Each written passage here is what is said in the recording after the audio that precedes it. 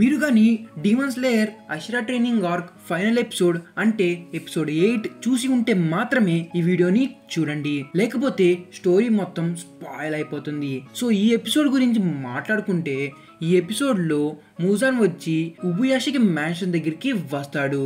ఇక్కడ మూజాన్ మరియు ఉబుయాషికి మాట్లాడుతూ ఉంటారు. ఇక్కడ వరకు అందరికీ అర్థమై ఉంటుంది. కానీ దీని తర్వాత ఉబుయాషికిని మూజాన్ చంపుతున్నప్పుడు ఒక ఎక్స్ప్లోషన్ అవుతుంది.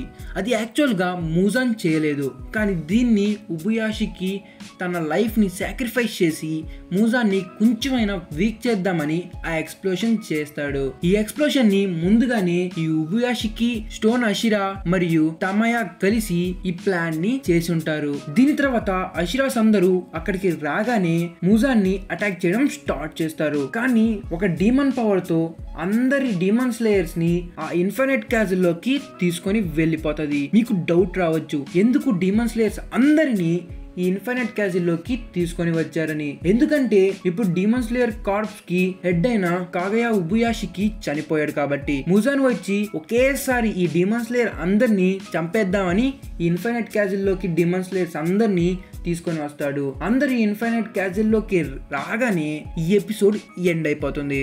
నెక్స్ట్ వచ్చే సీజన్ వచ్చి మొత్తం ఫైట్ సీన్స్ తో నిండిపోయి ఉంటుంది. నేనైతే నెక్స్ట్ సీజన్ కోసం చాలా ఎదురు చూస్తున్నాను. మీరు కూడా నెక్స్ట్ సీజన్ కోసం ఎదురు చూస్తుంటే కామెంట్ చేసి తెలపండి. సో ఇదే గైస్, మీకు కానీ ఇలాంటి యానిమే లేదా మాన్వా కంటెంట్ ఏమైనా కావాలంటే కామెంట్ చేయండి.